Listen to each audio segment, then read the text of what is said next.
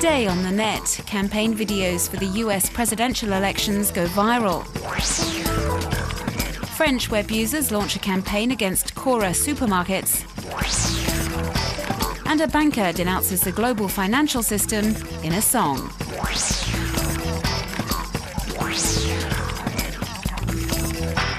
The governor for Texas, Rick Perry, in high spirits at an event in New Hampshire last Friday. In fact, he was in such a good mood, some wondered if the Republican nomination candidate was under the influence of alcohol when he gave his speech. This video has been viewed over 750,000 times in just a few days and is the latest campaign video for the US presidential election to go viral. All of the Republican candidates have turned to the web as part of their campaign strategy.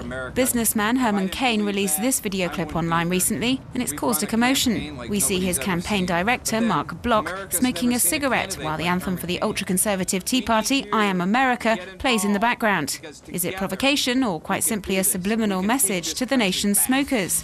The video has been interpreted in all sorts of ways and has already inspired a multitude of parodies. Among the most popular spoofs is the video made by the daughters of John Huntsman, who's the governor of Utah and another candidate for the Republican nomination. It shows the three sisters blowing bubbles at the camera instead of smoke. Barack Obama relied heavily on the internet for his presidential campaign, and ever since he was elected, viral videos have become an integral part of political communication strategy. But does this mark the end of the traditional televised campaign ads? Political science professor Ken Goldstein doesn't think so. He says although online videos are a great way to mobilize supporters, they're less effective in winning over undecided voters. I'm Rick Perry, and I approve of this message.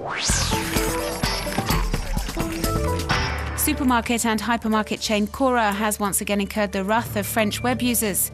It all began last week when a local newspaper reported on the case of Anne-Marie, a cashier in a Cora supermarket in the Moselle region in eastern France, who was facing dismissal for apparently taking a receipt left by a customer that had a discount voucher for a fast food restaurant. The young mother wanted to treat her son. The story sparked outrage amongst web users in France, who flooded social networks with hundreds of comments criticising the company's actions. The company responded to the public outcry almost immediately by posting an announcement on its Facebook page to say it had decided to discontinue the procedure for dismissal against the supermarket employee. This weekend, the company tried to undo some of the damage to its reputation by uploading this video onto the internet. It's quite clearly a low-budget video clip and shows Cora employees saying how great it is to work for the hypermarket chain. But the video did not have the desired effect. Hundreds of messages have been posted on the official Cora Facebook page criticising the online video, describing it as an outdated propaganda campaign.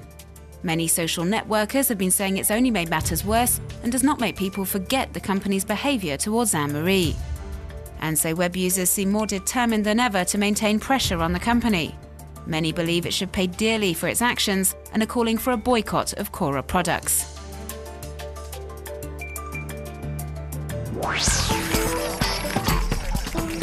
Divulging an actor's age on the internet could soon be outlawed in Hollywood. The all-powerful American labor union, the Screen Actors Guild, which represents film and television performers, has issued a statement saying publishing an actor's date of birth on online databases could facilitate age discrimination in employment. This announcement comes after a Texan actress filed a $1 million lawsuit against Amazon and its internet movie database, IMDb, for revealing her age without her consent. Satirical French newspaper Charlie Hebdo has become one of the most popular trending topics on social networks after its headquarters were petrol-bombed in the early hours of Wednesday morning. There have been no reports of injuries, and it's thought the attack could have something to do with the weekly renaming itself Sharia Hebdo for this week's publication, and naming the Prophet Muhammad as its editor-in-chief for this particular issue. There's been widespread reaction to the attack on the web, both from political figures and also ordinary citizens, who have expressed their outrage and voiced their commitment to freedom of the press. Gorka Cruz is a Swiss banker, and in this video clip he's calling for big changes in the global financial system. The song's called Global Economy and describes how the economy is about to crash and how it's time to create a healthy financial culture. This is his way of supporting the Occupy movement and the regular demonstrations against the global financial system, which have been taking place in cities all over the world over the past few weeks.